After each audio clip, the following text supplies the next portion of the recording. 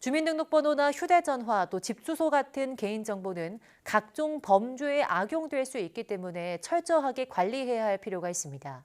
그런데 감사원이 정부가 기업들 개인정보를 어떻게 관리하고 있는지를 살펴봤더니 20년 전에 만든 기준을 쓰고 있는 것으로 드러났습니다. 이승배 기자입니다. 과기부는 지난 2013년부터 국내 기업 등을 대상으로 정보보호 관리 체계 ISMS 인증제를 운영하고 있습니다.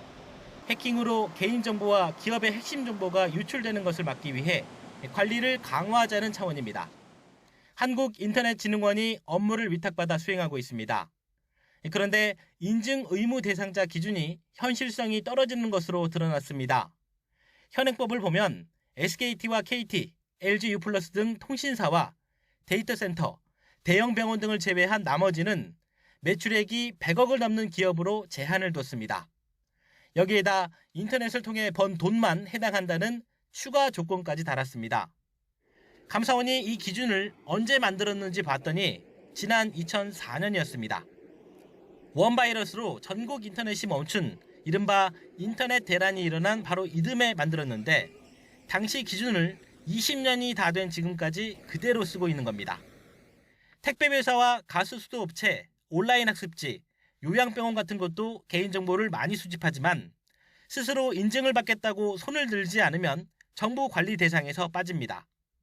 이런 사각지대로 의무 대상자에서 빠진 기업 3곳은 실제 해킹 공격 등을 받았고 200만 건이 넘는 개인정보가 유출됐습니다. 해당 기업이 인증심사만 받았어도 피해를 막았거나 줄일 수 있었다고 감사원은 지적했습니다. 이 기준이 만들어진 지 약 20년이 되었습니다.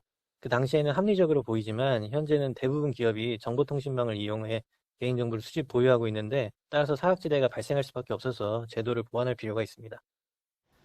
개인정보 인증 사후 관리도 엉망이었습니다.